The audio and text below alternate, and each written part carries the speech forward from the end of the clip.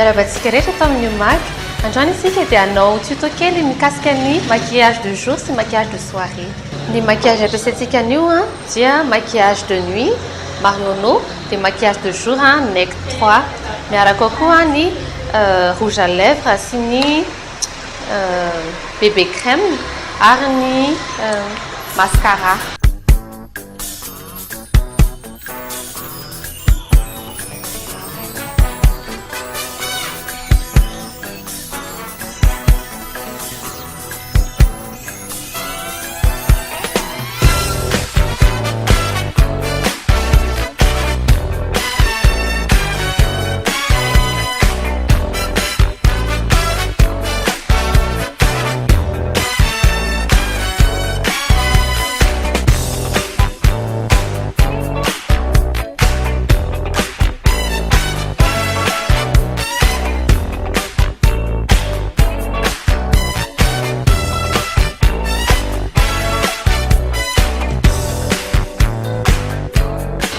Rehefa hanomboka maquillage isika dia mila demakena aloha voalohany indrindra ny tarehy, dia izay vao manao crème de jour.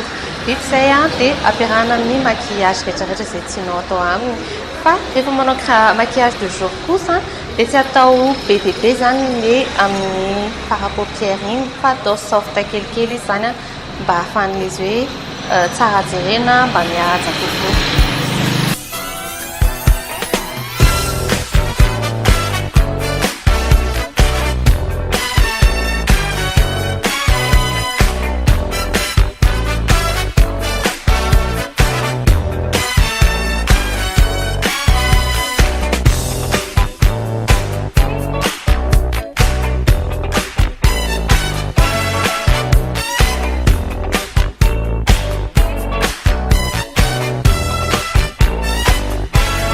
Ohatr'izao indray ny maquillage de soirée na maquillage de nuit, izany hoe somary atao marevadrevaka kokoa izy par rapport amin'ny maquillage de jour.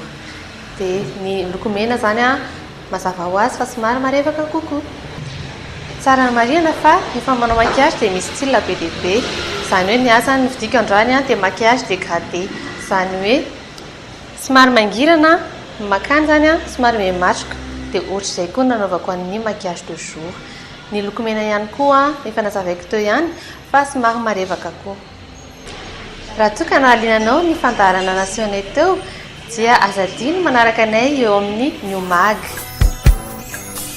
Ny toerana anisanay moa dia eto Ambatomitsangana, Classe Woman, izany hoe raha fanay mitetesana ianao dia 100 mètres avy any raha hoany Ankady fotsiny Antanimena. Misaotra anareo nanaraka ny émission teto amin'ny Umaga dia mirary fety sambatra ho antsika rehetra.